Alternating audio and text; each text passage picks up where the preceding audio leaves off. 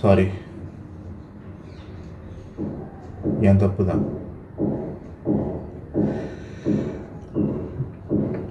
உன் மேலே அந்த தப்பும் இல்லை. நான் தான் கொஞ்சம் கோமா பேசிட்டேன். அது நீ காதலிக்கிற மாதிரி நடிக்கிட்டு இருக்க அப்படின்னு சொன்னோடனையும் எனக்கு கோவம் வந்துடுச்சு.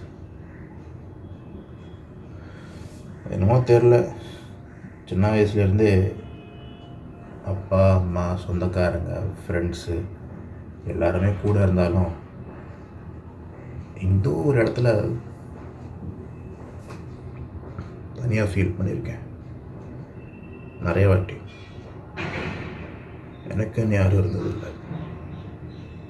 ஏதோ ஒரு காலகட்டத்தில் போயிடுவாங்க. இப்போ கார், பங்களோ, வசதி, வாய்ப்பு எல்லாமே இருக்குது. ஆனால் எனக்கு இப்போ நான்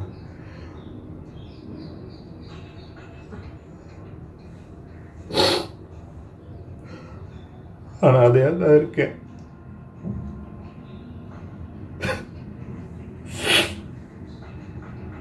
இல்லை,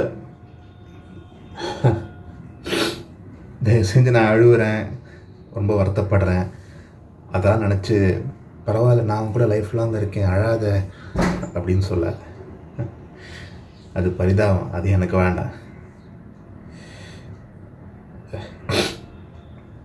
ஒன்றே ஒன்று சொல்கிறேன், உன்னால் யாரையாவது காதலிக்க முடியும்னா அந்த ஆளை கல்யாணம் பண்ணிக்கிட்டு சந்தோஷமாக. அப்போது நமக்குள்ளே நடந்ததெல்லாம் ஒரு just a joke, passing clouds, இது மறந்துடலாம் இல்லையா? உன்னால் முடியும்.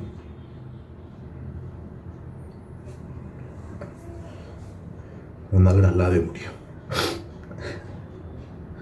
All the best. வரேன்.